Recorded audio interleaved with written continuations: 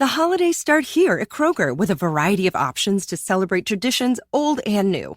You could do a classic herb-roasted turkey or spice it up and make turkey tacos. Serve up a go-to shrimp cocktail or use Simple Truth wild-caught shrimp for your first Cajun risotto. Make creamy mac and cheese or a spinach artichoke fondue from our selection of Murray's cheese. No matter how you shop, Kroger has all the freshest ingredients to embrace all your holiday traditions. Kroger, fresh for everyone.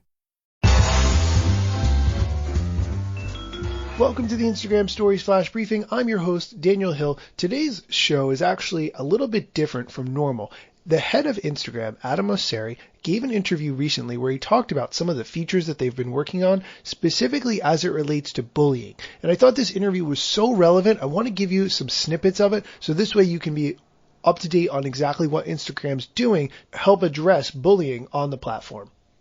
A few different things. One, a lot of it happens, actually most of it seems to happen between people who know each other in real life.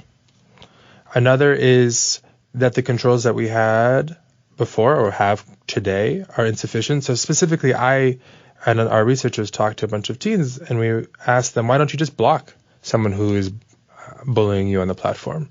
Because you can block someone right now, they can't see you, you essentially don't exist on Instagram to them. And there were two reasons that came back. One was often that can actually escalate the situation. They'll figure that out, they'll know, and they'll bully you more, either on Instagram or elsewhere. And two is that you need, as a target of bullying, to see what the actor is actually doing.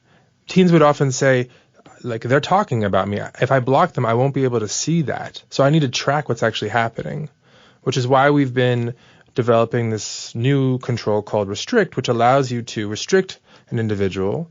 It means that if they comment on your post, you'll see it and it'll look to them as if it's actually been commented on, but you have to approve it before anybody else sees it. It means that their messages are going to go into your other inbox and you have to go there to see them, and that they won't actually get read receipts.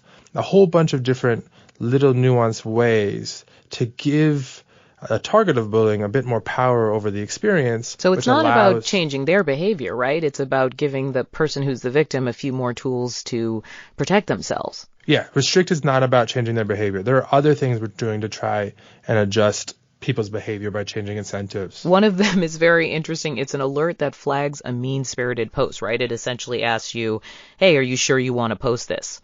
Yes. It's very polite. Why do you think that will be effective? I mean, if someone's about to say something cruel, saying, think about it, I don't know. I think it's going to be somewhat effective, but not very effective. I actually think that's true of all of the work that we're going to do. All of these problems are not solved by any one solution. They're complicated. I've also seen in the actual data that a minority, but a significant minority of people do rewrite their comments, and they rewrite them in a much more pleasant way. Now, do most people rewrite their comments? No, because if you have an intent that's really intense to harass an individual, a polite comment from Instagram is not going to prevent you from doing so. But sometimes people get caught up in the moment, and a lightweight reminder can actually help them rethink what they're doing or what they're saying. And so it's not supposed to be the solution that we hang our hat on for all of bullying. It's supposed to be one of many tools to try to prevent bullying from happening in the first place. There's so many great things to unpack in this interview, and I really like the way he expressed that these tools may not ultimately be the solution, but they do have an effect on the people who are making these comments, causing them to stop and think before they ultimately make that post. This is a really important thing, and it does show how much effort Instagram is investing into improving the platform to make it a great user experience for everyone, so that people will spend more time on the platform and people will continue to spend more time on the platform, which is why it's such a good use of time for you to keep investing on Instagram. That's it for today's flash briefing, but come back tomorrow where I'll be introducing more snippets from this interview, specifically around Adam Mosseri's viewpoint of removing likes from the platform and the effect that that will have for users. Thanks for listening.